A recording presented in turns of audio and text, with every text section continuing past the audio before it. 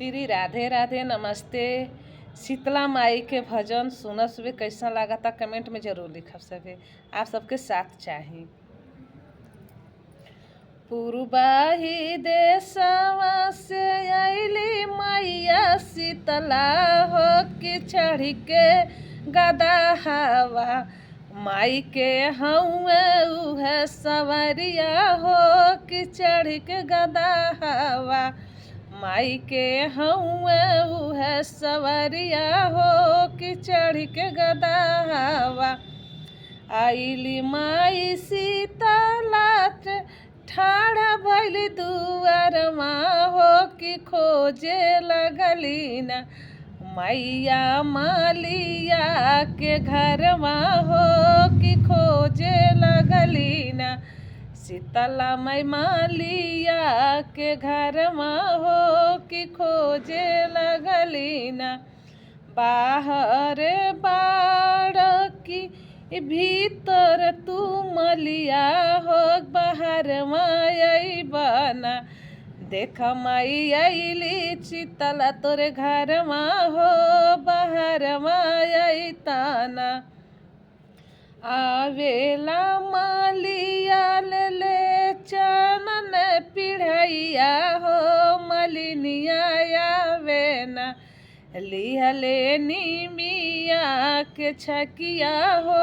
मलिनिया आवे ना लिहले निमिया के छकिया हो मलिनिया आवे ना हमें तुहसे पूछी मैया ये हमरे शीतला हो कि तुहरे चारों हथवाना इकू कैसन कैसन भौवे हो कि चारों हथवाना एक हाथवा हउए मालिन चनन मुधड़वा हो कि दूसरे हाथवाना लेहले सिकिया झड़ुइया हो दूसरे हाथवा लेहले सिकिया झड़ुइया हो दूसरे हाथवा तीसरे हाथवा लेहनी मालिन तीरिया धनुखिया हो चौथवा हाथवा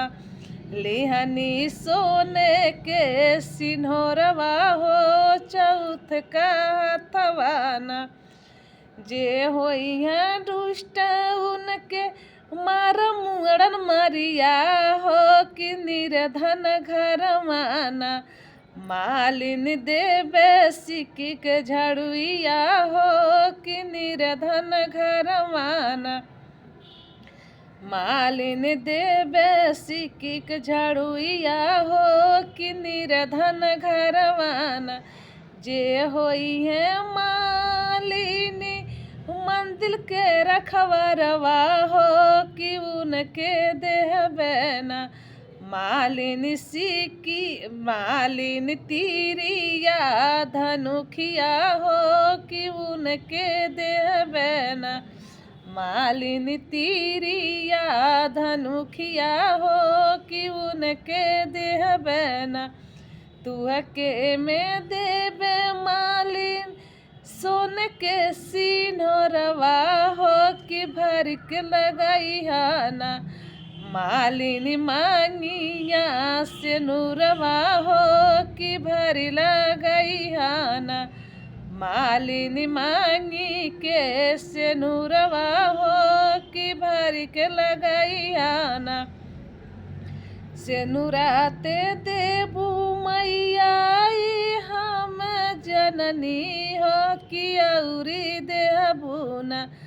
मैया खेल मोर बबुआ हो कि औरी देहबूना मैया खेल हमरे बबुआ हो कि औरी देहबूना।